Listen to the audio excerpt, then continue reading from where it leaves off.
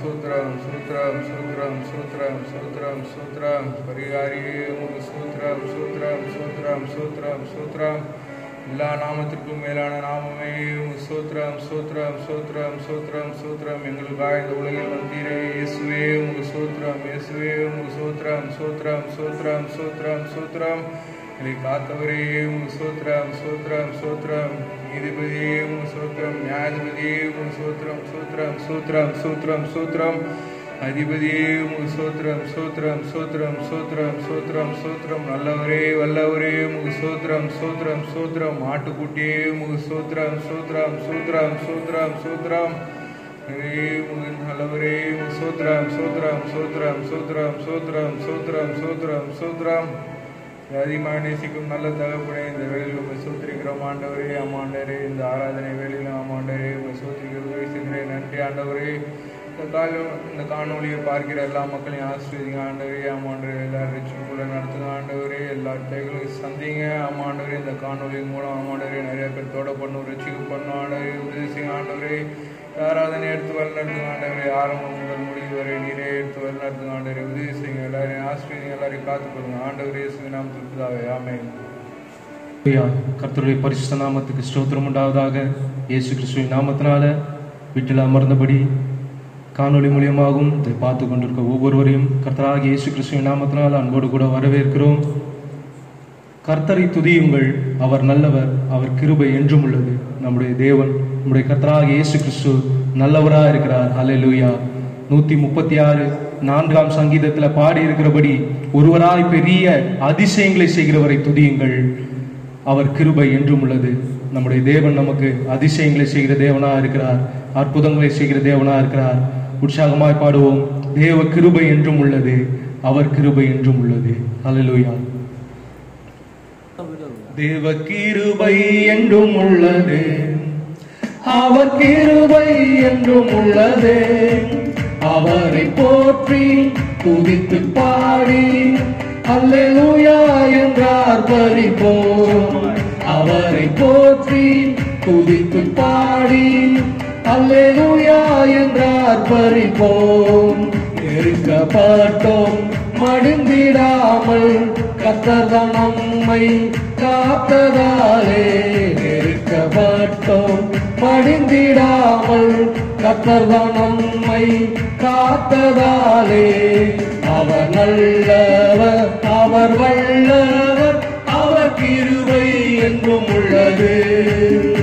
அவர் நல்லவர், அவர் வல்லவர், அவர் கிருபை என்றும் உள்ளது. சத்துரு சேனை பட்சிக்க வந்தும் முள்செடி தன்னில் தோன்றிய தேவன். சத்துரு சேனை பட்சிக்க வந்தும் முள்செடி தன்னில் தோன்றிய தேவன். பாதுகாத்தாரே, அவர் நல்லவர், அவர் கிருபை என்றும் உள்ளது. பாதுகாத்தாரே, அவர் நல்லவர், அவர் கிருபை என்றும் உள்ளது. காரிருள் போன்ற கஷ்டங்கள் வந்தும் பாரினில் அவரின் பாதையில் ஒளியாய். காரிருள் போன்ற கஷ்டங்கள் வந்தும் பாரினில் அவரின் பாதையில் ஒளியாய். என்னை நடத்தினார், அவர் உள்ளவர், அவர் கிருபை என்றும் உள்ளதே. என்னை நடத்தினார், அவர் நல்லவர், அவர் கிருபை என்றும் உள்ளதே. வெள்ளம் பொழிந்தை மேற்கொள்ள வந்தும் வீரன் நெகேமியா ஆவியை அழித்தே. வெள்ளம் பொழிந்தை மேற்கொள்ள வந்தும் வீரன் நெகேமியா ஆவியை அழித்தே.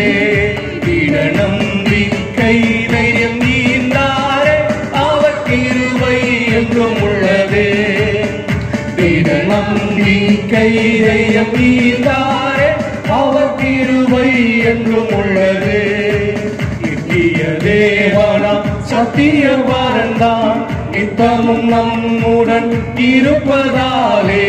நித்திய தேவனாம் சத்தியவாரன்தான் நித்தமும் நம்முடன் இருப்பதாலே. அவர் நல்லவர், என்றும் துதியுங்கள், அவர் கிருபை என்றும் உள்ளதே. அவர் நல்லவர் என்றும் துதியுங்கள், அவர் கிருபை என்றும் உள்ளதே. தேவ கிருபை என்றும் உள்ளதே. ஆமென். அவர் கிருபை என்றும் உள்ளதே. அவரை போற்றி துதித்து பாடி அல்லேலூயா என்றார் பரிப்போம். அவரை போற்றி துதித்து பாடி அல்லேலூயா என்றார் பரிப்போம். அல்லேலூயா, அல்லேலூயா. கர்த்தருடைய பரிசுத்தமுள்ள நாமம் மகிமைப்படுவதாக.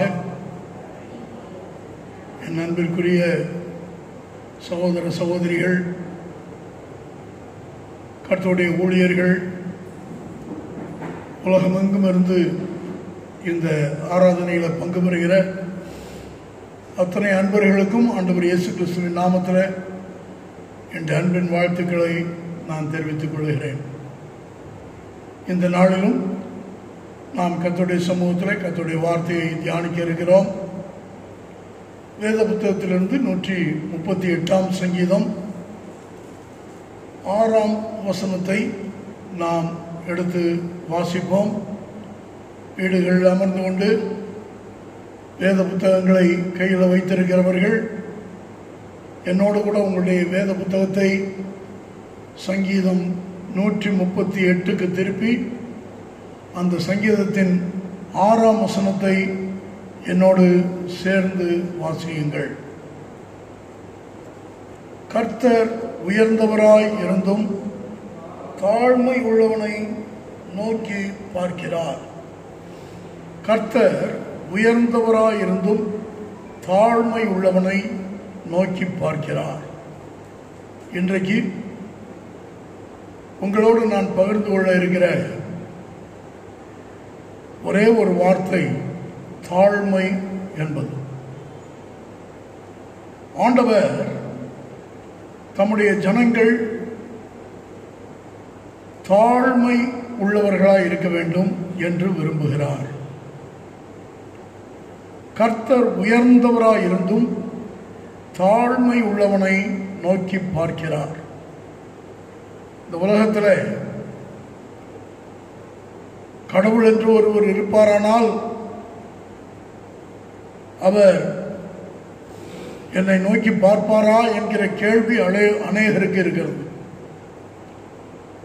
ஆண்டவர் தங்களை நோக்கி பார்க்க வேண்டும் என்று எல்லோரும் விரும்புகிறார்கள். ஆண்டவருடைய பார்வை ஒரு மனிதன் மேலே விழாவிட்டால் எந்த ஒரு மனிதனும் தன் வாழ்விலே ஆசீர்வாதமாக இருக்க முடியாது. எவ்வளவு படித்திருந்தாலும், எவ்வளவு பணம் இருந்தாலும், எவ்வளவு செல்வாக்கு இருந்தாலும், எந்த ஒரு மனிதனும் ஆண்டவருடைய பார்வை தன் பேரில் படாத பட்சத்தில் ஒரு நல்வாழ்வை சுதந்திரிப்பது என்பது கூடாத காரியம். இன்றைக்கும் அருமையான கர்த்தருடைய பிள்ளைகளே, நம் ஒவ்வொருவரும் ஆண்டவருடைய பார்வையில் இரக்கம் பெற வேண்டும், ஆண்டவருடைய பார்வையில் கிருபை பெற வேண்டும். நோவாவை குறித்து வேதத்தில் சொல்லப்பட்டிருக்கிறது. நோவாவுக்கோ வெனில் கர்த்தருடைய கண்களில் கிருபை கிடைத்தது. ஆண்டவருடைய கண்கள் ஒரு மனுஷனை நோக்கி பார்ப்பது மிக முக்கியமானது. மோசேயை பார்த்து ஆண்டவர் சொன்னார், என் கண்களில் உனக்கு கிருபை கிடைத்தது. இன்றைக்கும் கர்த்தருடைய பிள்ளைகளே, கர்த்தருடைய கண்கள் நம்மை நோக்கி பார்க்க வேண்டும். ஆண்டவருடைய கண்கள் நம்மை நோக்கி பார்க்க வேண்டும் என்றால் இந்த 138ஆம் சங்கீதம் 6ஆம் வசனத்தின்படி அவருடைய கண்கள் யாரை நோக்கி பார்க்கிறது? தாழ்மை உள்ளவர்களை நோக்கி பார்க்கிறது. கர்த்தர் உயர்ந்தவராய் இருந்தும் தாழ்மை உள்ளவனை நோக்கி பார்க்கிறார். நமக்கு இந்த காலை வேளையில் ஆண்டவர் கற்றுத்தர விரும்புகிற பாடம், நாம் அவருக்கு முன்பாக தாழ்மை உள்ளவர்களாய் இருக்க வேண்டும் என்பது. அநேகர் தங்களுடைய வாழ்க்கையில இந்த திவ்ய சுபாவத்தை பெற்றிராமல் இருப்பதினால அவர்களுடைய வாழ்வு ஆண்டவருடைய ஆசீர்வாதத்தை பெற்றுக்கொள்ள இயலாத ஒரு வாழ்வாய் இருக்கிறது. நீங்கள் யாராய் இருந்தாலும், எந்த அந்தஸ்துடையவராய் இருந்தாலும், எந்த பின்னணி உடையவராய் இருந்தாலும், எல்லாருக்கும் நான் இந்த கால வேளையில் பகிர்ந்து கொள்ள விரும்புகிற காரியம், தாழ்மை உள்ளவர்களாய் இருக்க கற்றுக்கொள்ளுங்கள். வேத புத்தகத்தில் தாழ்மை மனிதர்களுக்கு எதை கொண்டு வருகிறது என்று சில காரியங்கள் சொல்லப்பட்டிருக்கிறது. அதில் மிக முக்கியமானவற்றை நான் உங்கள் முன்பாக வரிசைப்படுத்த விரும்புகிறேன். நீதிமொழிகளின் புத்தகம் 15ஆம் அதிகாரம் 33ஆம் வசனம். நீதிமொழிகள் 15ஆம் அதிகாரம் 33ஆம் வசனம். கர்த்தருக்கு பயப்படுதல் ஞானத்தை போதிக்கும், மேன்மைக்கு முன்னானது தாழ்மை. மேன்மைக்கு முன்னானது தாழ்மை. இந்த உலகத்தில் ஒவ்வொரு மனிதனும் மேன்மையடைய வேண்டும் என்றுதான் விரும்புகிறோம். நம்முடைய வாழ்க்கையில் நாம் எதிர்பார்க்கிற மேன்மை நமக்கு வந்து சேர வேண்டும் என்றால் வேதம் கற்பிக்கிற வழி கர்த்தருக்கு முன்பாக தாழ்மையாக இருப்பது. ஆண்டவருக்கு முன்பாக மாத்திரமல்ல, ஆண்டவருக்கும் மனிதர்களுக்கும் முன்பாக தாழ்மை உள்ளவர்களாய் நாம் நம்மை காத்துக்கொள்ள வேண்டும். மேன்மைக்கு முன்னானது தாழ்மை. யோசுவாவை குறித்து யோசுவாவின் புத்தகம் 4ஆம் அதிகாரம் 14ஆம் வசனத்திலே நாம் வாசிக்கும் போது அங்கே வேதம் சொல்லுகிறது, கர்த்தர் யோசுவாவை சகல இஸ்ரவேலரின் கண்களுக்கு முன்பாக மேன்மைப்படுத்தினார். கர்த்தர் யோசுவாவை சகல இஸ்ரவேலரின் கண்களுக்கு முன்பாக மேன்மைப்படுத்தினார். இந்த யோசுவா யார் தெரியுமா? இந்த யோசுவா ஒரு பெரிய பிரபு. என்னாகமத்தின் புத்தகம் 13ஆம் அதிகாரம் 8ஆம் வசனத்தை நாம் வாசிக்கும் பொழுது அங்கே சொல்லப்பட்டிருக்கிறது, நூனின் குமாரனாகிய ஓசேயா. எப்ராஹிம் கோத்திரத்தில் நூனின் குமாரன் ஓசேயா. இந்த மனுஷனை குறித்து அதே அதிகாரத்தின் 16ஆம் வசனத்திலே நாம் வாசிக்கிறோம். இந்த ஓசேயாவுக்கு மோசே யோசுவா என்று பெயரிட்டான். ஓசேயா என்ற பெயர் யோசுவா என்று மாற்றப்பட்டது. இந்த யோசுவா யார்? அதை நாம் பார்ப்போம் என்றால், என்னாகமத்தின் புத்தகம் 13ஆம் அதிகாரம் 1 வசனத்தில் சொல்லப்பட்டிருக்கிறது, இஸ்ரவேல் வம்சத்தாரின் பிரபுக்கள் குடும்பத்திலே ஒரு கோத்திரத்திற்கு ஒரு பிரபு என்று ஒவ்வொரு கோத்திரத்திலும் ஒரு பிரபுவை மோசே தெரிந்து கொண்டார். அப்படி மோசேயால் தெரிந்து கொள்ளப்பட்ட பிரபுக்கள் ஒவ்வொருவரும் அவரவருடைய வம்ச தலைவர்களாயிருந்தார்கள் என்று 2ஆம் வசனத்திலே நாம் வாசிக்கிறோம். பிரபுவாக, தலைவனாக, கோத்திரத்தில் முக்கியமான குடும்பத்திலே பிறந்தவனாக காணப்பட்ட யோசுவாவை குறித்து நாம் வேதத்தில் பார்க்கிறோம். கர்த்தர் யோசுவாவை சகல இஸ்ரவேலரின் கண்களுக்கு முன்பாக மேன்மைப்படுத்தினார். கர்த்தர் யோசுவாவை மேன்மைப்படுத்தியதற்கான காரணம், அவன் பிரபுக்கள் குடும்பத்திலே ஒருவனாய் பிறந்ததல்ல, அவன் தலைவனாய் பிறந்ததும் அல்ல, அவன் மோசேயினால் தெரிந்து கொள்ளப்பட்ட அந்த பின்னணி அல்ல. மாறாக யோசுவாவை கர்த்தர் மேன்மைப்படுத்தியதற்கான காரணங்கள்ல தலையாய காரணம், முதன்மையான காரணம் என்று பார்ப்போம் என்றால், யாத்திராகமத்தின் புத்தகம் 33ஆம் அதிகாரம் 11ஆம் 12ஆம் வசனங்களில் நாம் பார்க்கிறோம். யோசுவா என்னும் வாலிபன் என்று அவனை குறித்து சொல்லப்படும் போது, யோசுவா என்னும் மோசேயின் பணிவிடைக்காரனாகிய அந்த வாலிபன் என்று எழுதப்பட்டிருக்கிறது. யோசுவாவை வேதம் நமக்கு எப்படி அடையாளம் காண்பிக்கிறது என்றால், மோசேயின் பணிவிடைக்காரனாகிய வாலிபன். இவன் ஏதோ ஒரு எளிய குடும்பத்தில் பிறந்து வேறு வேலையே இல்லாமல் மோசேக்கு சேவகம் செய்யும்படி தன்னை விட்டு கொடுத்து வந்த ஒரு வாலிபன் அல்ல. மாறாக அவன் யார் என்றால், அவன் ஒரு பிரபு. என்னாகும் 13ஆம் அதிகாரத்தின்படி அவன் ஒரு பிரபு, அவன் ஒரு தலைவன். ஆனால் கோத்திர தலைவனாக பிரபுவாக இருந்த ஒருவன் மோசே இடத்துல வந்து சேர்ந்த போது மோசேக்கு பணிவிடை செய்ய தன்னை ஒப்பு கொடுத்தான்.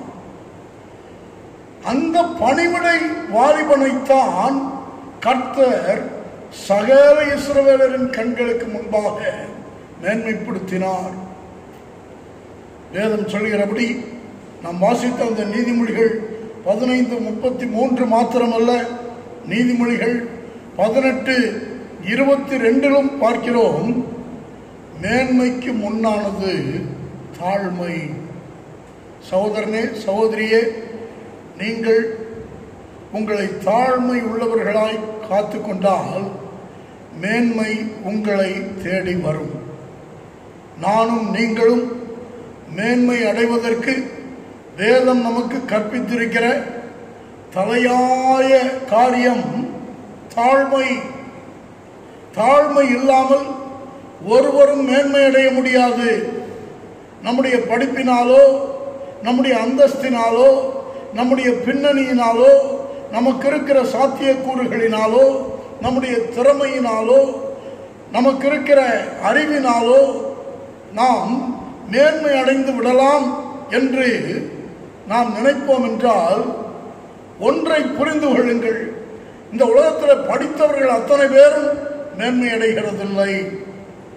பணம் படைத்தவர்கள் அத்தனை பேரும் எல்லாராலும் மேன்மையானவர்களாக கருதப்படுகிறதில்லை.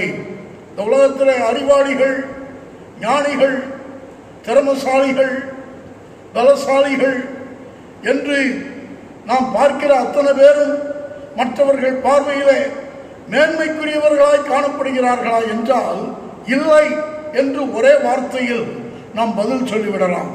ஆனால் மேன்மையை மனிதனுக்கு கொண்டு வருவது எது என்றால் தாழ்மை. நீங்கள் எந்த குடும்பத்தில் பிறந்திருந்தாலும், எவ்வளவு வசதி உள்ளவர்களாய் பிறந்திருந்தாலும், கர்த்தருடைய சமூகத்தில் இன்றைக்கு கர்த்தருடைய வார்த்தையை கேட்டுக்கொண்டிருக்கிற கர்த்தருடைய பிள்ளைகளே, உங்களுடைய இருதயத்தின் ஆழத்தில் பதித்துக் கொள்ளுங்கள். ஆண்டவருக்கு முன்பாக மாத்திரமல்ல, மனிதருக்கு முன்பாகவும் தாழ்மை உள்ளவர்களாய் நாம் நம்மை விளங்க பண்ணினால் கர்த்தர் நம்மை மேன்மைப்படுத்துவார்.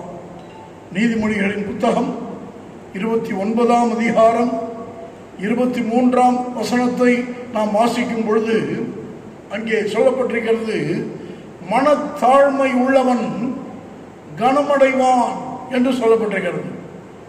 மனத்தாழ்மை உள்ளவன் கனமடைவான். உலகத்தில் மற்ற எல்லாராலும் கனப்படுத்தப்படத்தக்க ஒரு நிலைக்கு நாம் வர வேண்டும் என்றால் தாழ்மையை அணிந்து கொள்ள வேண்டியது அவசியம். யோசுவா அவனுடைய ஊழியத்தின் ஆரம்பம் எப்படிப்பட்டது? மோசேயின் பணிவிடைக்காரன் என்றுதான் அவனுடைய ஊழியம் ஆரம்பித்தது. இன்னும் குறிப்பாக சொல்லுகிறேன், யோசுவாவின் புத்தகம் முதல் அதிகாரம் முதல் வசனம் இப்படி ஆரம்பிக்கிறது. மோசேயின் ஊழியக்காரனாகிய யோசுவா, கர்த்தருடைய தாசனாகிய மோசேயின் ஊழியக்காரனாகிய யோசுவா என்றுதான் அவனை குறித்து அந்த யோசுவா 1ஆம் அதிகாரம் 1ஆம் வசனத்தில் நாம் வாசிக்கிறோம். மோசேயின் ஊழியக்காரன் என்று முதல் அதிகாரம் முதல் வசனத்தில் குறிப்பிடப்பட்ட அந்த மனிதனை அதே யோசுவாவின் புத்தகம் கடைசி அதிகாரத்தில் வேதம் நமக்கு எப்படி அடையாளப்படுத்துகிறது என்றால், கர்த்தருடைய ஊழியக்காரனாகிய யோசுவா மரித்து அடக்கம் பண்ணப்பட்டான். அப்படியானால் அவனுடைய ஆரம்பம் மிக தாழ்மையானது. பணிவிடைக்காரனாக தன் ஊழியத்தை ஆரம்பித்தவன். இன்றைக்கும் இதை கேட்கிற ஊழியர்களாகட்டும், விசுவாசிகளாகட்டும், எவரானாலும் கர்த்தருடைய பிள்ளைகள் ஒவ்வொருவரும் நம்முடைய வாழ்க்கையில தாழ்மையை தரித்துக் கொள்ள நம்மை அர்ப்பணிப்போம். தேவனுக்கு முன்பாகவும் மனிதருக்கு முன்பாகவும் தாழ்மை உள்ளவர்களாய் நாம் நம்மை காத்துக் கொண்டால் கர்த்தர் நம்மை உயர்த்துவார். வேத புத்தகத்தில் நாம் வாசிக்கும் போது நம்முடைய ஆண்டவர் எவரையும் மேன்மைப்படுத்த வல்லவராயிருக்கிறார். 1 நாளாகமத்தின் புத்தகம் 29ஆம் அதிகாரம் 12ஆம் வசனத்தை வாசித்து பாருங்கள். 1 நாளாகமும் 29:12 சொல்லுகிறது, எவரையும் மேன்மைப்படுத்தவும் பலப்படுத்தவும் உம்முடைய கரத்தினாலே ஆகும். எவரையும் என்றால் படித்தவர்களையும், எவரையும் என்றால் படியாதவர்களையும், எவரையும் என்றால் ஏழை குடும்பத்தில் பிறந்தவரையும், எவரையும் என்றால் பெரிய வசதி உள்ள குடும்பத்தில் பிறந்தவரையும், எவரையும் அவரால் உயர்த்த முடியும், மேன்மைப்படுத்த முடியும். ஆனால் அவர் எவர்களை மேன்மைப்படுத்துகிறார் என்றால் தாழ்மை உள்ளவர்களை. யாக்கோபின் நிருபம் 4ஆம் அதிகாரம் 10ஆம் வசனத்தை வாசிக்கும் போது யாக்கோபு தன்னுடைய நிருபத்தில் இப்படி எழுதுகிறார்.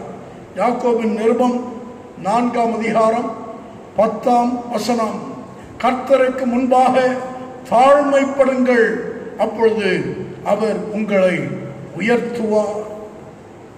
சகோதர சகோதரிகளே, திறமை இருக்கிறது, அறிவு இருக்கிறது, பலன் இருக்கிறது, பணம் இருக்கிறது, வசதி இருக்கிறது, பின்னணி இருக்கிறது என்று நமக்கு இருக்கிறதை நாம் சார்ந்து கொள்ளாமல் கர்த்தருக்கு முன்பாக தாழ்மைப்படுங்கள் என்ற வார்த்தையின்படி கர்த்தருக்கு முன்பாக நாம் தாழ்மைப்படுவோம். நம்முடைய வாழ்க்கையில தாழ்மையை அணிந்து கொள்வோம், தாழ்மையை தரித்துக் கொள்வோம். இயேசுவானவர் உயர்ந்தவராயிருந்தும் தம்மை தாமே தாழ்த்தி இந்த பூமிக்கு இறங்கி வந்தார். பிலிப்பியர் நிருபத்தில் 2ஆம் அதிகாரம் 5ஆம் வசனத்தில் நாம் வாசிக்கும் போது அவர் உயர்ந்தவராயிருந்தும் தம்மை தாமே தாழ்த்தி, அதுவும் எப்படி சொல்லப்பட்டிருக்கிறது, மரண பரியந்தம் தம்மை தாழ்த்தி என்று சொல்லப்பட்டிருக்கிறது. அப்படி தம்மை தாழ்த்தியபடியினாலே பிதாவானவர் அவரை எல்லா நாமங்களுக்கும் மேலான நாமம் உடையவராக உயர்த்தினார் என்று எழுதப்பட்டிருக்கிறது. ஆகவே தம்மை தாழ்த்தியவர் உயர்த்தப்பட்டார். ஆண்டவராகிய இயேசு கிறிஸ்துவை குறித்து நான் என்னுடைய செய்திகளில் அடிக்கடி சொல்லுகிறது போல, அந்த நாட்களில் ஆண்டவராகிய இயேசு வாழ்ந்த அந்த காலகட்டத்தில் அந்த ரோம அரசாட்சியின் கீழே இருந்த பகுதியில் ஒவ்வொரு வீடுகளிலும் அடிமைகள் இருப்பார்கள். வசதியுள்ள குடும்பங்கள் பல அடிமைகளை தங்களுடைய வீடுகளில் வேலைக்கு வைத்திருப்பார்கள். அதில் இருப்பதிலேயே மிக கீழான நிலையில் இருக்கிற அடிமைக்கு முந்தின அடிமையின் வேலை என்ன என்றால், வீட்டிற்கு வருகிற விருந்தினர்களின் பாதரட்சைகளை கழற்றுவது. அதாவது வருகிறவர்களுடைய ஷூ லேஸை கழற்றி ஷூவை தனியே எடுத்து வைப்பது வீட்டில் இருக்கிற கடைசி அடிமைக்கு முந்தின அடிமையின் வேலை. ஆனால் அவனுக்கும் கீழே இருக்கிற அடிமை, ஒரு கடைசி அடிமை, அந்த வீட்டிலேயே மிக தாழ்வான நிலையிலே இருக்கிற ஒரு வேலைக்காரன். அவனுடைய வேலை என்ன என்றால், தன்னுடைய செருப்பை, தன்னுடைய ஷூவை கழற்றிவிட்டு நிற்கிற நபரை அணுகி அவருக்கு பக்கத்தில் ஒரு பாத்திரத்தை கொண்டு போய் அவருடைய பாதங்களை கழுவி துணியினால் பாதங்களை துடைத்து அவரை உள்ளே அனுப்பி வைப்பது. வேத புத்தகத்தில் நாம் அறிந்திருக்கிறபடி யோவான் ஸ்நானகன் சொன்னார், அவருடைய பாதரட்சியின் வார்களை அவிழ்ப்பதற்கு நான் பாத்திரம் அல்ல என்றான். அதாவது வீட்டில் இருக்கிற கடைசி அடிமைக்கு முந்தின அடிமையின் வேலையை தான் செய்வதாக யோவான் ஸ்நானகன் சொன்னான். பாதரட்சியின் வாரை கழற்றுவதற்கும் நான் பாத்திரம் அல்ல என்று. ஆனால் இயேசு என்ன செய்தார் என்றால், தன்னுடைய சீடர்களை உட்கார வைத்து பாத்திரத்தில் தண்ணீர் வார்த்து ஒவ்வொரு சீடனுடைய பாதங்களையும் கழுவி துணியினால் ஒவ்வொருடைய பாதங்களையும் துடைத்து, இந்த பூமியில கடைசி அடிமை எதை செய்வானோ அதை செய்யக்கூடிய தாழ்மை உள்ளவராக அவர் தன்னை விளங்க பண்ணினார். இன்றைக்கு சபைகளுக்குள்ள பாருங்கள், சபையில பிரசங்கம் பண்ண தெரிந்து விட்டால், சாட்சி சொல்ல தெரிந்து விட்டால், பாட தெரிந்து விட்டால், ஆராதனை நடத்த தெரிந்து விட்டால், இசைக்க தெரிந்து விட்டால், அல்லது சத்தமாக ஒரு வசனத்தை வாசிக்க தெரிந்து விட்டால், அல்லது மற்றவர்களுக்கு முன்பாக வசதியான குடும்பத்திலிருந்து வருபவராக தன்னை காண்பித்துக் கொள்ளக்கூடிய ஒரு நிலையில உள்ள வருபவரானால், அப்படிப்பட்ட ஒவ்வொருவரும் எப்படி தங்களை விளங்க பண்ணுகிறார்கள் என்று நாம் பார்ப்போம் என்றால், பலரால் தங்களை தாழ்மை உள்ளவர்களாக விளங்க பண்ண முடியவில்லை. எனக்கு எல்லாம் தெரியும், என்னால் முடியும், என்னால் எல்லாம் முடியும், என்னை யாரும் கேள்வி கேட்கக்கூடாது, என்னிடத்தில் யாரும் வித்தியாசமாய் நடந்து கொள்ளக்கூடாது, எனக்கென்று ஒரு மதிப்பு, எனக்கென்று ஒரு அந்தஸ்து, எனக்கென்று ஒரு தகுதி, எனக்கென்று ஒரு இடம் இருக்க வேண்டும் என்று நினைப்பதை நாம் சபைகளுக்குள்ளேயே பார்க்கிறோம். ஆனால் கிறிஸ்து இயேசு வானத்தையும் பூமியையும் உண்டாக்கின ஆண்டவருடைய ஒரே பேரான குமாரன், அவரே இந்த பூமிக்கு நம்முடைய இரட்சகராய் இறங்கி வந்த போது அவர் தம்மை தாமே தாழ்த்தி தாழ்மைக்கு இலக்கணமாக தம்மை விளங்க பண்ணினார். அவர் சொன்னார், நான் சாந்தமும் மனத்தாழ்மை உள்ளவருமாய் இருக்கிறேன், நீங்கள் என்னிடத்தில் கற்றுக்கொள்ளுங்கள், அப்பொழுது உங்களுடைய ஆத்துமாக்களுக்கு இளைப்பாறுதல் கிடைக்கும் என்றார். என் வார்த்தைகளை கேட்கிற சகோதரனே சகோதரியே, பாடலாம், ஜெபிக்கலாம், அந்நிய பாஷை பேசலாம், துள்ளலாம், குதிக்கலாம், உருளலாம், பொருளலாம், எல்லா ஆவிக்குரிய அனுபவம் இருக்கலாம். ஆனால் தாழ்மை இல்லாவிட்டால் தேவனால ஒரு காலம் உயர்த்தப்பட முடியாது. இன்றைக்கு ஆண்டவரே, தாழ்மை உள்ள ஒரு வாழ்க்கை வாழ, தாழ்மை உள்ள ஒரு மனுஷனாக, தாழ்மை உள்ள ஒரு மனுஷியாக என்னை விளங்க பண்ண, கர்த்தருக்கு முன்பாகவும் மனிதருக்கு முன்பாகவும் தாழ்மையின் சுபாவத்தை காண்பிக்க, இயேசுவானவர் பிதாவுக்கு முன்பாக மாத்திரம் தம்மை தாழ்மை உள்ளவராக விளங்க பண்ணவில்லை, மாறாக சீடர்களுக்கு முன்பாக தம்மை தாழ்மை உள்ளவராக காண்பித்து கற்றுக் கொடுத்தார். இன்றைக்கும் சிலர் சொல்லுவார்கள், நான் ஆண்டவருக்கு முன்பாக ரொம்ப தாழ்மையா இருக்கிறேன், ஆனா மனிதர்களுக்கு முன்பாக அந்த தாழ்மை அனைவர் விளங்க பண்ணுவதில்லை. தாழ்மை மிக முக்கியம். தாழ்மை மேன்மையை கொண்டு வரும். இரண்டாவதாக தாழ்மை எதை கொண்டு வருகிறது? நீதிமொழிகளின் புத்தகம் 22ஆம் அதிகாரம் 4ஆம் வசனம். நீதிமொழிகள் 22:4 இங்கே சொல்லப்பட்டிருக்கிறது, தாழ்மைக்கும் கர்த்தருக்கு பயப்படுவதற்கும் வரும் பலன் ஐஸ்வர்யமும் மகிமையும் ஜீவனுமாம் என்று எழுதப்பட்டிருக்கிறது. தாழ்மைக்கு வரும் பலன் ஐஸ்வர்யம். அருமையான கர்த்தருடைய பிள்ளையை, இன்றைக்கு அநேக ஐஸ்வர்யத்திற்காக அலைகிறார்கள்.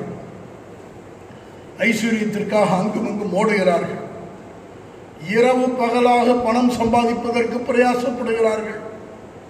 ஆனால் அனைவருடைய வாழ்க்கையிலே இல்லாமைதான் இன்னமும் அவர்களுடைய பங்காய் இருக்கிறது. கர்த்தருடைய பிள்ளையே, உன் வாழ்க்கை சகல ஆசீர்வாதங்களினாலும் தேவன் அருளுகிற ஐஸ்வர்யத்தினாலும் நிரப்பப்பட வேண்டும் என்றால் அவருக்கு முன்பாய் தாழ்மையாய் இருக்க கற்றுக்கொள். ஆபிரகாம் தரை மட்டும் குனிந்து தொழுது கொண்டான் என்று எழுதப்படுகிறது. தாழ்மை உள்ளவர். தாழ்மையோடு கர்த்தரை தொழுது கொண்ட ஆபிரகாமை குறித்து வேதத்தில் பார்ப்போம் என்றால் ஆதியாகமம் 13:6 சொல்லுகிறது, ஆபிரகாமின் ஆஸ்தி பூமி தாங்கக்கூடாது இருந்தது. ஆபிரகாமை குறித்து ஆதியாகமம் 24 எலியேசர் சொன்னார், என் எஜமான் சீமானாய் இருக்கிறார் என்றார். இன்றைக்கும் கர்த்தருடைய பிள்ளையே, உன்னை சீமானாக்க கர்த்தரால் முடியும். உன்னை ஐஸ்வர்யவானாக்க கர்த்தரால் முடியும். சகோதரனே, சகோதரியே, உங்களுடைய வீட்டை சகல ஐஸ்வர்யங்களால் நிரப்ப கர்த்தரால் முடியும். அவர் எதிர்பார்க்கிற ஒன்றே ஒன்று, தாழ்மை. தாழ்மைக்கு வரும் பலன் ஐஸ்வர்யம். ஆண்டவருடைய ஐஸ்வர்யத்தினால் நிரப்பப்படுவதற்கு கர்த்தருக்கு முன்பாக தாழ்மையுள்ளவராயிருப்போம். ஆபிரகாம் தாழ்மையுள்ளவராயிருந்தார். யோபை குறித்து வேதத்தில் வாசிக்கிறோம், பெரிய ஐஸ்வர்யவான். ஆனால் அவர் கர்த்தருக்கு முன்பாக மிகுந்த தாழ்மையுள்ளவராயிருந்தார். வேத புத்தகத்தில் பலரை நாம் அடையாளம் காண்பிக்கலாம். கர்த்தருக்கு முன்பாக தங்களை தாழ்த்தியதினாலே அவர்களுடைய வாழ்வெல்லாம் ஆசீர்வதிக்கப்பட்டது. தாவீது தன் வாழ்க்கையில கர்த்தருக்கு முன்பாக மிகவும் தம்மை தாழ்த்தியவர். அந்த தாவீதை கர்த்தர் சகல நிலைகளிலும் ஆசீர்வதித்து மேன்மைப்படுத்தி ஐஸ்வர்யத்தினால் நிரப்பி வைத்திருந்தார். தாவீதுக்கு உண்டாயிருந்த ஐஸ்வர்யம் அவருக்கு போதுமானதாக இருந்தது மாத்திரமல்ல, தாவீது தேவனுடைய ஆலயத்துக்கு தேவையானதை நான் என்னுடைய சம்பத்திலிருந்து கொடுக்கிறேன் என்று 1 நாளாகவும் 29ஆம் அதிகாரத்தில் சொல்லத்தக்கதாக அவர் ஆயிரக்கணக்கான தாலந்து பொன்னையும் வெள்ளியையும் கர்த்தருக்கு கொடுக்கக்கூடிய அளவில் கர்த்தரோட ஆசீர்வதித்தார். எப்படி? அவருடைய குடும்பம் பெத்லகேமிலே எளிய குடும்பம். அவருடைய தொழில் ஆடு மேய்க்கிற தொழிலாக இருந்தது தான் ஆரம்பத்தில். அப்படிப்பட்ட நிலையில் இருந்த ஒரு சாதாரண மனிதனை, ஒரு எளிய குடும்பத்தில் பிறந்தவனை ஆயிரக்கணக்கான தாளந்து பொன்னையும் வெள்ளியும் கர்த்தருக்கு கொடுக்கக்கூடிய அளவில் அவனை ஐஸ்வர்யவனாய் மாற்றியது எது என்றால் கர்த்தருக்கு முன்பாக அவர் தம்மை தாழ்த்தியது. இன்றைக்கும் உன் படிப்பை நம்பாதே, உன் பணத்தை நம்பாதே, உன் பின்னணியை நம்பாதே, உன் பெற்றோர் உனக்கு சேர்த்து வைத்திருக்கிற சொத்துக்களை நம்பாதே. உன் வாழ்க்கையை தாழ்மை உள்ளதாக கர்த்தருக்கு முன்பாக விளங்க பண்ணு. தாழ்மைதான் நமக்கு ஐஸ்வர்யத்தை கொண்டு வரும். மூன்றாவதாக லூக்கா எழுதின சுவிசேஷம் 18ஆம் அதிகாரம் 10ஆம் வசனத்திலிருந்து 14ஆம் வசனம் வரை வாசிக்கும் போது 2 மனிதர்கள் ஜெபம் பண்ணும்படி ஆலயத்திற்கு போனார்கள். 2 பேருடைய நோக்கமுமே நல்ல நோக்கம்தான். என்ன நோக்கம்? ஜெபம் பண்ண வேண்டும் என்கிற நோக்கம். 2 பேர்ல ஆயக்காரனும் ஜெபம் பண்ண வேண்டும் என்கிற நோக்கத்தோடு தான் போனான். பரிசேயனும் ஜெபம் பண்ண வேண்டும் என்கிற நோக்கத்தோடு தான் போனான். 2 பேருடைய நோக்கமும் நல்ல நோக்கம் ஆலயத்துக்கு வரும்போது. ஆனால் 2 பேருடைய ஜெபத்தில் ஒருவனுடைய ஜெபம் தான் கேட்கப்பட்டது. யாருடைய ஜெபம்? தன்னை தாழ்த்தியவனுடைய ஜெபம்.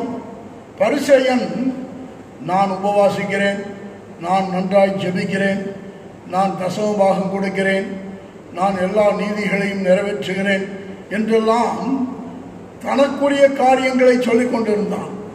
ஆனால் ஆயக்காரனோ பாவியாகிய என்மேல் கிருபையாயிரும் என்று ஆண்டவரை நோக்கி கெஞ்சினான். இந்த காரியத்தை, இந்த உவமையை சொல்லிவிட்டு ஆண்டவராகிய இயேசு கிறிஸ்து சொல்லுகிறார் 14ஆம் வசனத்திலே, தன்னைத்தான் தாழ்த்துகிற எவனும் உயர்த்தப்படுவான் என்று சொல்லுகிறார். உங்கள் வாழ்க்கையில் ஒரு உயர்வு வேணுமா? உங்களை தாழ்த்துங்கள். நீதிமொழிகளின் புத்தகம் 3ஆம் அதிகாரம் 34ஆம் வசனம். நீதிமொழிகள் 3ஆம் அதிகாரம் 34ஆம் வசனத்தில் சொல்லப்பட்டிருக்கிறது, தன்னை தாழ்த்துகிறவன் உயர்த்தப்படுவான்.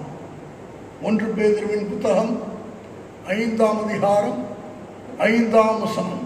1 பேதுரு 5ஆம் அதிகாரம் 5ஆம் வசனத்தில் சொல்லப்பட்டிருக்கிறது, தன்னை தாழ்த்துகிறவன் உயர்த்தப்படுவான். அருமையான கர்த்தருடைய பிள்ளையே, தாழ்மை உயர்வை கொண்டு வருகிறது. சரி, கடைசியா நான் சொல்லி முடிக்க விரும்புகிற காரியம், தாழ்மை உள்ளவர்களுக்கு கர்த்தர் கிருபை கொடுக்கிறார். தாழ்மை உள்ளவர்களுக்கு கிருபை கொடுக்கிறார். நீதிமொழிகள் 3:34 தாழ்மை உள்ளவர்களுக்கு கிருபை. 1 பேதுரு 5:5 தாழ்மை உள்ளவர்களுக்கு கிருபை. மாத்திரமல்ல, இந்த கிருபை எதற்கு உதவுகிறது? எபேசியர் நிருபத்திலே 2ஆம் அதிகாரம் 5ஆம் வசனம் சொல்கிறது, கிருபையினாலே ரட்சிக்கப்பட்டீர்கள். கிருபை இல்லாவிட்டால் ரட்சிப்பு இல்லை.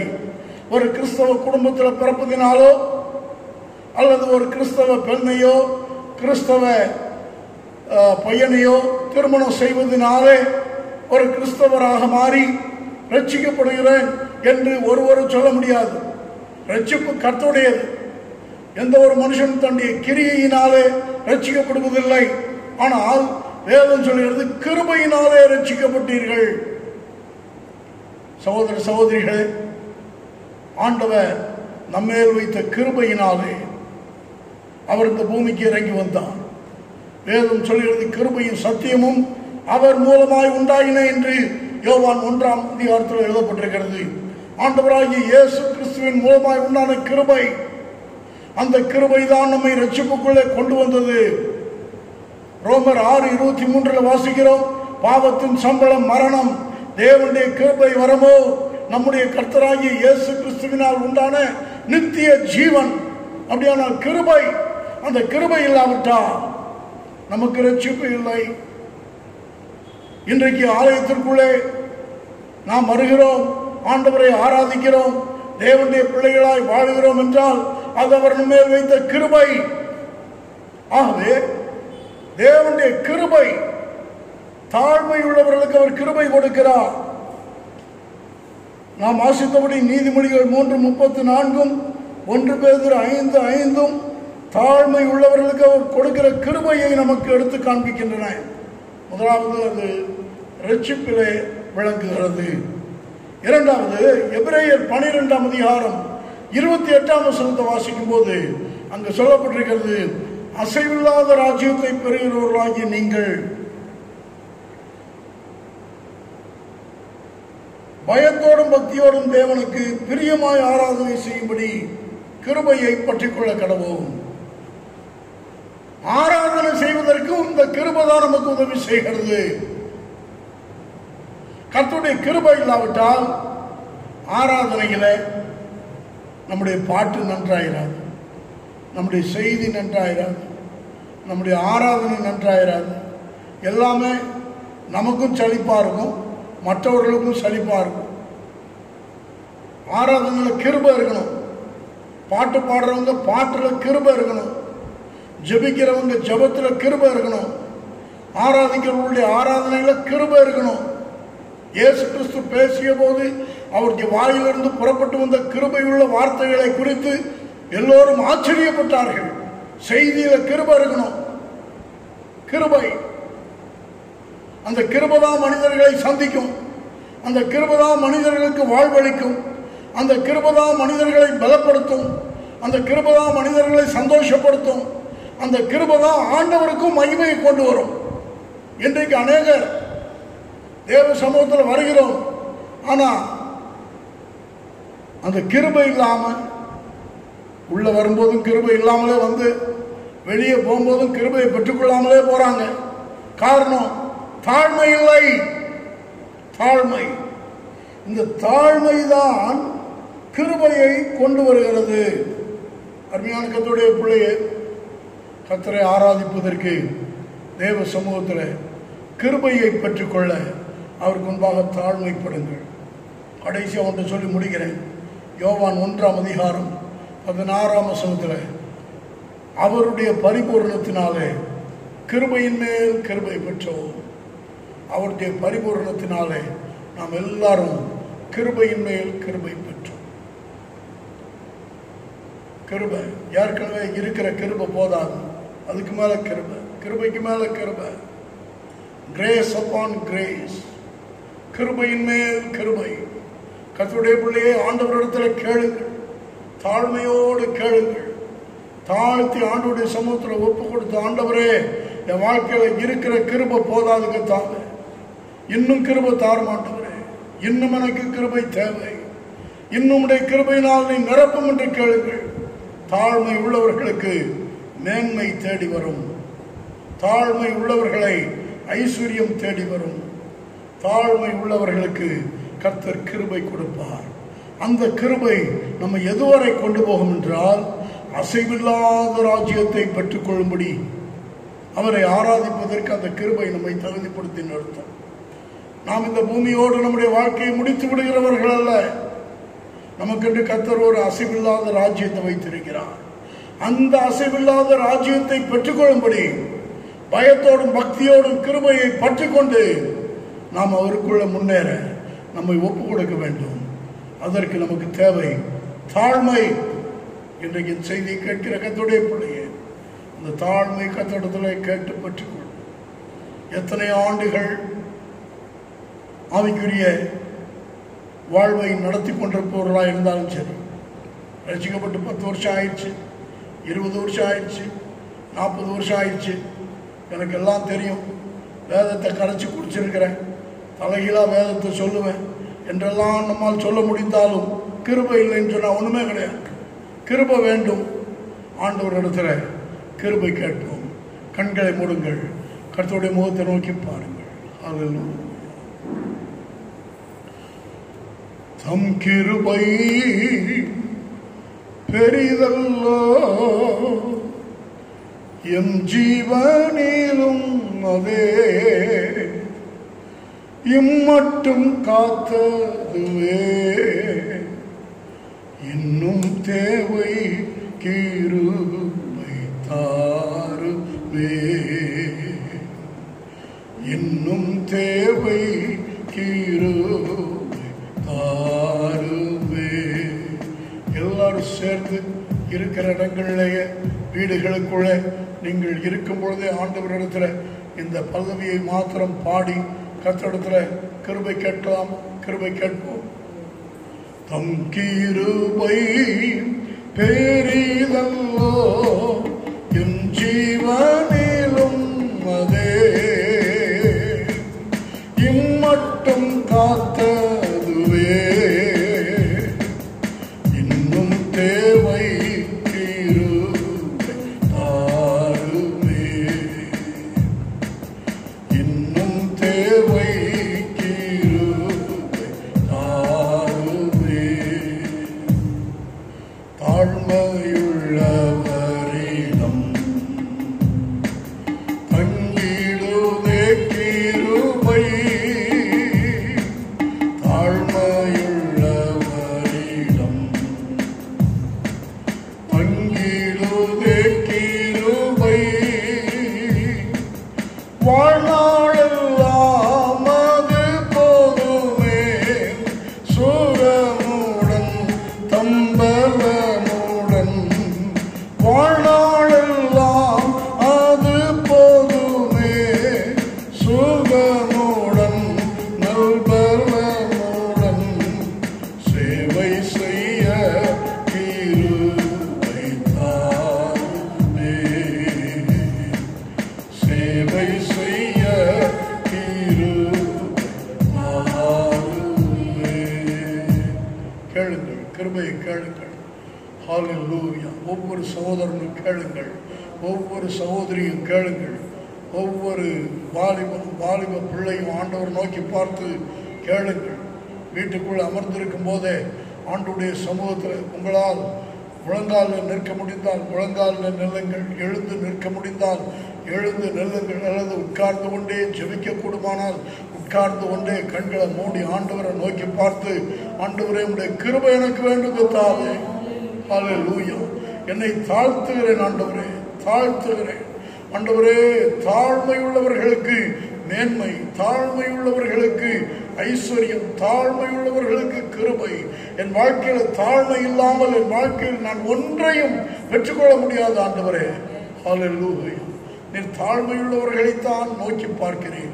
உயர்ந்தவராயிருந்தும் கர்த்தர் தாழ்மையுள்ளவனை நோக்கி பார்க்கிறார் என்று எழுதப்பட்டிருக்கிறது.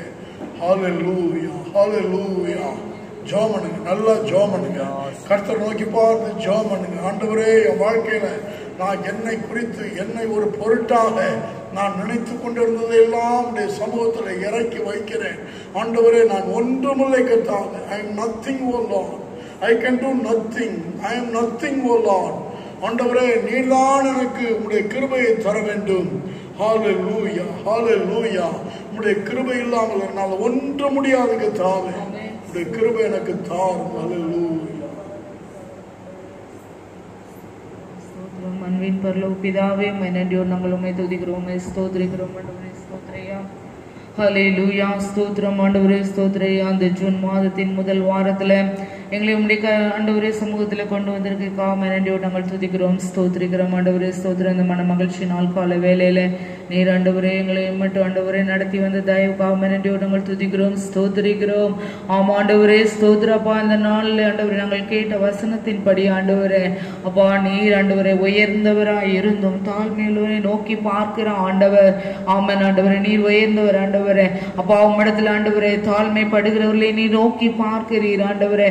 அவர்களை உயர்த்துகிறீர் ஆண்டவரே. ஆண்டவரே உம்முடைய கிருபையினால் அவர்களை முடிசூட்டுகிறீர் ஆண்டவரே. ஸ்தோத்திரையா. ஆமா ஆண்டவரே, ஸ்தோத்திரம் ஆண்டவரே. ஆமாப்பா, ஸ்தோத்திரம், ஸ்தோத்திரம் ஆண்டவரே. கடைசி நாள் வரைக்கும் காத்து ஆண்டவரே அழிவில்லாத ஆண்டவரே நித்திய ஜீவனுக்குள்ள நீ கொண்டு போறதுக்காக நன்றியோடு நாங்களுமே துதிக்கிறோம், ஸ்தோத்திரிக்கிறோம். அப்படிப்பட்ட தாழ்மை எங்கள் ஒவ்வொருவருக்குள்ளும் தாரும் ஆண்டவரே. ஆமா ஆண்டவரே, ஸ்தோத்திரம் ஆண்டவரே. எங்க விடத்திலும் ஆண்டவரே அப்பா நீர் ஆண்டவரே தாழ்மையுள்ளவராய் இருந்தது போல உம்மை பின்பற்றுகிறவர்களாக, இயேசு கிறிஸ்துவாய் எங்கள் இரட்சகரை பின்பற்றுகிறவர்களாக நாங்கள் ஒவ்வொருவரும் எங்களை தாழ்மைப்படுத்த உயர்வான ஆசீர்வாதங்களை பெற்றுக்கொள்ள ஒவ்வொரு கிருபை கொடுக்கும்படியே ஜெபிக்கிறோம் ஆண்டவரே. உம்முடைய கிருபை ஒவ்வொருவரையும் தாங்கட்டும், வழி நடத்தட்டும் ஆண்டவரே. உம்முடைய கிருபை ஆண்டவரே கடைசி நாள் வரைக்கும் கொண்டு வரட்டும் ஆண்டவரே. அப்பா அப்படியே கர்த்தாவே ரட்சிக்கப்படாத இருக்கிற ஆண்டவரே குடும்பங்கள்ல இருக்கிற ஒவ்வொருவருக்கும் நாங்கள் அப்படியே ஜெபிக்கிறோம் ஆண்டவரே. கிருபையினாலே விசுவாசத்தை கொண்டு ரட்சிக்கப்பட்டீர்கள் என்று சொல்கிற வார்த்தையின்படி ஆண்டவரே அப்பா உம்முடைய கிருபை அவர்களை சந்திக்கட்டும் ஆண்டவரே, அவர்களை ரட்சிக்கட்டும் ஆண்டவரே. ஸ்தோத்திரம் ஆண்டவரே. உம்முடைய ரட்சிப்பு ஒவ்வொருவர்களும் உண்டாயிருக்கட்டும் ஆண்டவரே. எங்களுடைய தேசத்துக்காய் ஜெபிக்கிறோம், உங்களுடைய பட்டணத்துக்காய் ஜெபிக்கிறோம், எங்களுடைய பகுதிக்காய் ஜெபிக்கிறோம் ஆண்டவரே. நீர் சந்திக்கும்படியாய் ஜெபிக்கிறோம் அப்பா, ரட்சிக்கும்படியாய் ஜெபிக்கிறோம் தகப்பனே. ஒவ்வொருவரையும் உம்முடைய கிருபைக்குள்ள கொண்டு வரும்படியாய் ஜெபிக்கிறோம் ஆண்டவரே. உம்முடைய கிருபை அவர்களை சந்திக்கட்டும் ஆண்டவரே. ஸ்தோத்திரப்பா. நீ இந்த பூமிக்கு வந்த நோக்கம் ஆண்டவரே நிறைவேறட்டும் ஆண்டவரே. ஸ்தோத்திரையா. ஒவ்வொருவரை ரட்சிக்கும்படியாய் நாங்கள் வேண்டிக் கொள்கிறோம் சுவாமி. ஸ்தோத்திரப்பா ஆண்டவரே. அது போல கர்த்தாவே பாதிக்கப்பட்டிருக்கிறவர்களுக்கு ஜெபிக்கிறோம், ஒவ்வொருவருக்கும் கர்த்தர் விடுதலை கொடுக்கும்படியாய் ஜெபிக்கிறோம் ஆண்டவரே. விசேஷமாக கர்த்தரை ஆராதிக்கிற ஒவ்வொருவரையும் ஆண்டவரே உடைய சட்டைகளின் மறைவில மறைந்து காப்பீராங்க ஆண்டவரே. ஸ்தோத்திரம் அப்பா. ஒவ்வொருவருக்கும் கர்த்தாவே தீமை நின்று ஆண்டவரே ஒரு பெரிய ரட்சிப்பையும் ஆண்டவரே அப்பா நீ பாதுகாப்பையும் கர்த்தர் கொடுக்கும்படியாய் ஜெபிக்கிறோம் ஆண்டவரே. குடும்பங்கள்ல ஒவ்வொருவரையும் தனித்தனியாக ஆண்டவரே குடும்ப குடும்பமாக நீ காக்கும்படியாய் ஜெபிக்கிறோம். உம்முடைய சமாதானம் அவருடைய குடும்பத்துல இருக்கட்டும் ஆண்டவரே. உம்முடைய சந்தோஷம் அவருடைய குடும்பத்துல இருக்கட்டும் ஆண்டவரே. உம்முடைய பரிபூர்ண ஆண்டு ஆசீர்வாதங்கள் இந்த குடும்பங்கள்ல இருக்கட்டும் கர்த்தாவே. ஸ்தோத்திரம் ஆண்டவரே. ஆமாப்பா உம்முடைய கரங்கள்ல எங்களை ஒவ்வொருவரையும் தாழ்த்தி ஒப்பு கொடுக்கிறோம் சுவாமி. துதி கன மகிமை எல்லாவற்றையும் மக்கே செலுத்துகிறோம். மீட்பர் இயேசு கிறிஸ்துவின் நாமத்தில் வேண்டிக் கொள்கிறோம் நல்ல பிதாவே. ஆமென். என் ஆத்மாவே கர்த்தரை ஸ்தோத்திரி, என் முழு உள்ளமே ஒன்று பரிசுத்த நாமத்தை ஸ்தோத்திரி.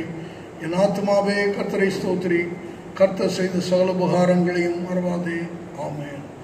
நம்முடைய கர்த்தராகிய இயேசு கிறிஸ்துவின் கிருபையும் பிதாவாகிய தேவனுடைய அன்பும் பரிசுத்த ஆவியானவருடைய ஐக்கியமும் சமாதானமும் பாதுகாப்பும் வழிநடத்துதலும் இன்றும் என்றும் சதா காலங்களிலும் நம் அனைவரோடும் கர்த்தருடைய வருகை பரியந்தம் உண்டாயிருப்பதாக.